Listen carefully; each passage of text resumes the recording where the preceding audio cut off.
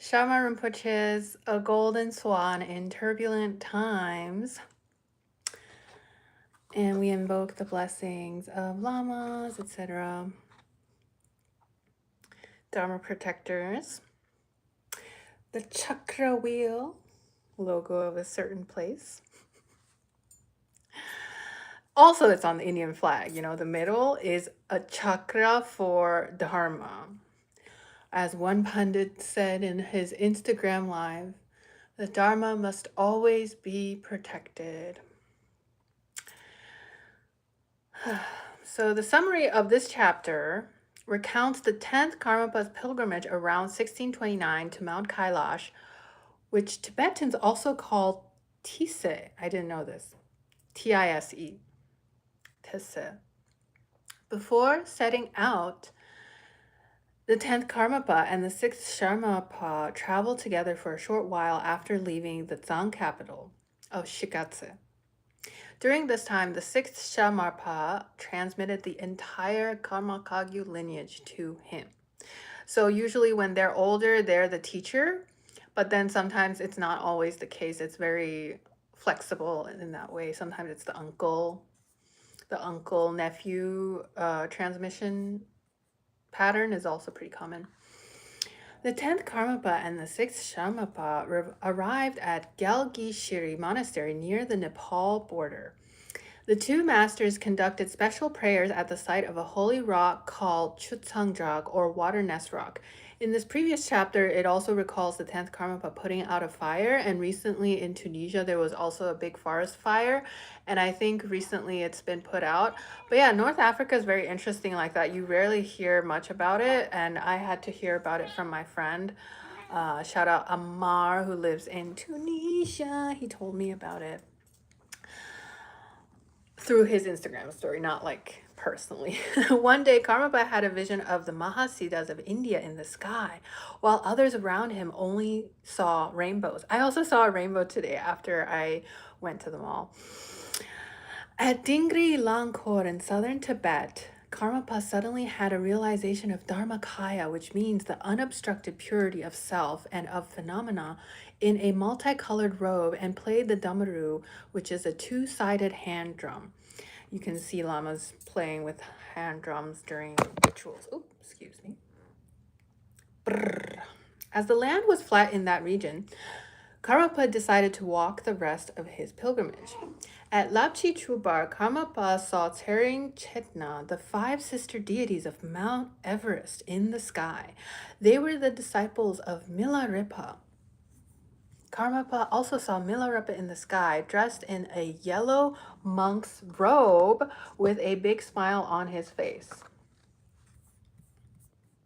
Karmapa and Shamarpa decided to build a temple at a special place called Chojongteng. Both skilled in geomancy, which is a way of locating a good place, like feng shui. The two masters selected a perfect spot and placement for the temple. They also took part in its construction. Carrying the bricks and rocks in their hands, they worked alongside the workers. Right now, His Eminence is also building a Guru Rinpoche monastery statue in Ladakh, and he updates that on his social media account too. Kamtak Rinpoche in Ladakh. The 10th Karmapa taught at holy places. He explained the basic teachings of the Samadhi Raja Sutra. He also taught the Sahaja Yoga. He also gave instructions on meditation.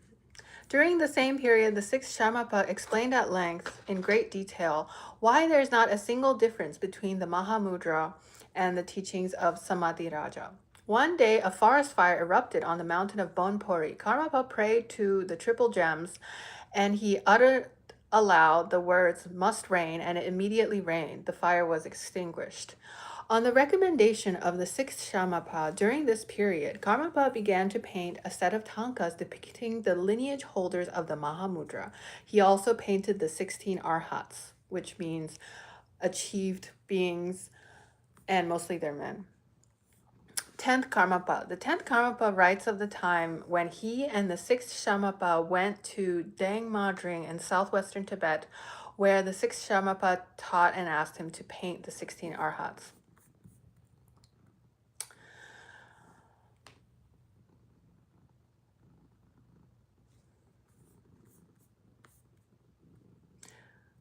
I respectfully accepted some advice on painting and started. In 5 months, I completed a Thangka.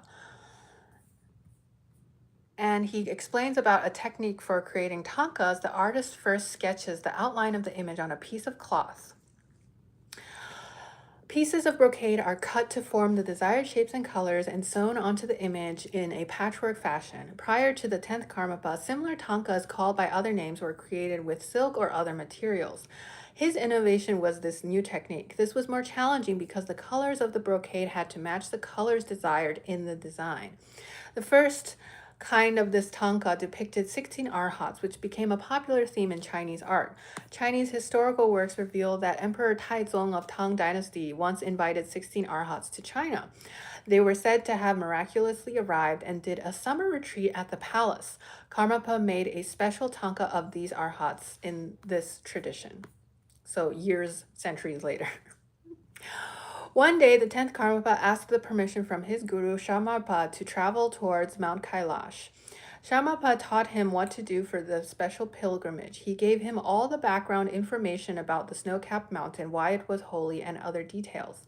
Karmapa left for Mount Kailash. On his way, he made a stop at the famous lake in Palmopatang, where Milarepa once did retreats in a nearby cave. He sat in the cave for some time. Many nomads went every day to see him. They offered him sheep, which he set free in the mountain. Gold traders paid their respects to Karmapa and offered him a lot of gold.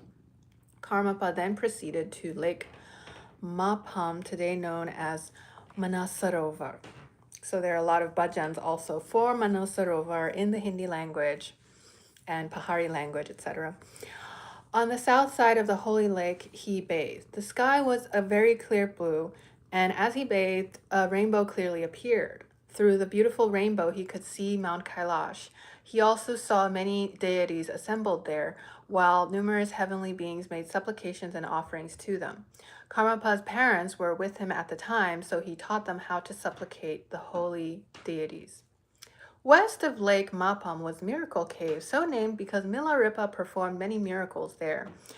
Oh, yesterday I also tried the perfume Miracle for the first time. I was downtown and it's pretty good. I like it. It's pink in color and Lancome. Yeah, Lancome's Miracle perfume.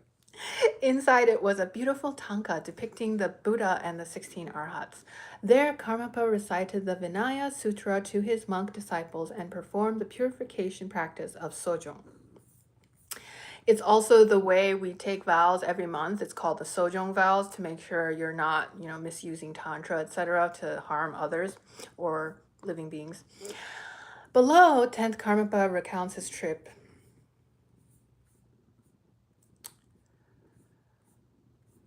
We went to a very large and flat land. There was a beautiful clear lake and a cave used by Milarepa. I spent there one night and remembered the stories of the life of Milarepa, and great devotion arose in me.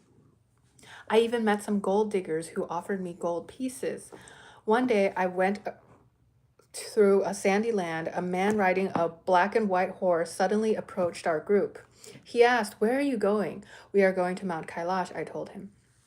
The man said that behind the mountain, a large group of thieves from India had made camp there. The people in our group, which included many Chinese, were all frightened by this news. I told them not to be afraid, that we would find a way around the thieves. Our group should stay close together to look large in number, and this should deter the thieves. As it happened, the thieves didn't run away from us because we were greater in number. Finally, one day, we saw Mount Kailash in the distance. I proceeded to reach the east side and bathed in the lake. My parents were also with me and they bathed in the south side of the lake. Gradually, we approached Mount Kailash, which is usually seen from its peak hidden among the mountains. My mind was not distracted the whole time from thinking how wonderful it was to be in the remote area just to do meditation. And then he met Milarepa's handprints there. And then they performed a special prayer using the Thangka. Very early one morning, I started to circumambulate the mountain. The moon was still bright in the sky, so I could see the road. I passed by a place where the Buddha once miraculously came, and then I did a special practice. I reached the rock and offered prayers while thinking of what had happened in the past. Then I climbed to the upper part of the mountain. On a beautiful rock was the footprint of the Buddha. The moment I saw it, I felt how great the Buddha was and made special supplication to him and offered him an homage prayer. Then he reached the miracle cave. South of Kailash, there was a king, and he sent his ministers with his army to invite me. I told the messengers that we were many in our group and that we had to return before winter. We would not have time to visit their kingdom. I sent him a message and included some teachings. I told him that by devotion of himself and his people, there was no difference between seeing or not seeing the Karmapa in person. Their devotion would cause them to accumulate the merits as great as in seeing the Buddha and the Bodhisattvas. I told them that praying to me with devotion would be the same as seeing me because I already dedicated wishes for them all. I arrived at a village called Kitdrong near Nepal, where there was Avalokiteshvara statue carved from sandalwood. By the time I finished my trip to Kailash, Bodhisattva Choki Wangchuk told them, somebody who wanted to visit Bodh Gaya and Varanasi, etc., it depends on the karma. If their karma was good, he would be successful in his endeavors. If he had bad karma, he would be met with danger. Messengers came with an invitation from their king and offered Karmapa many golden coins, and they invited him, but then he also didn't have the opportunity to go there. During his pilgrimage, the 10th Karmapa once said, Je Drikungpa, the founder of the Drikung Kagyu sect, stated that Mount Kailash is Ripo Gangchen, mentioned many times by the Buddha in the sutras.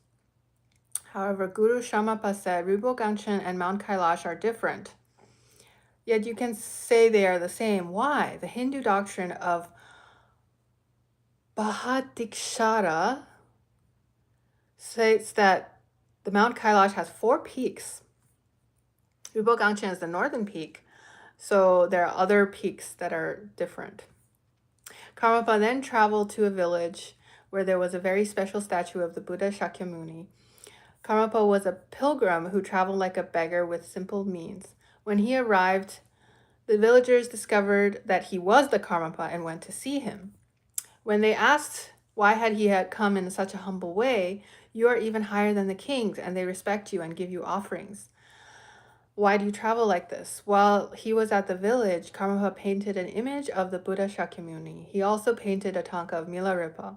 While the 10th Karmapa was at a cave called Zawok, he received a letter from the 6th Karmapa, who was in Kathmandu, Nepal, to set in place small niches on the stupa in Kathmandu. In his letter, Karmapa mentioned that he would go on a pilgrimage to India very soon. Karmapa was saddened by this news. Tears streamed from his eyes. His brother consoled him. Don't cry. We should request Sharma Rinpoche not to go. Karmapa sent a messenger to his guru, imploring him not to go to India. He sent many gold pieces he had received as offerings for the construction of stupas and the niches. So that was the 23rd chapter. And then in the next chapter, the 10th Karmapa will tell how he asked the 6th Karmapa in the 1620s not to go to India.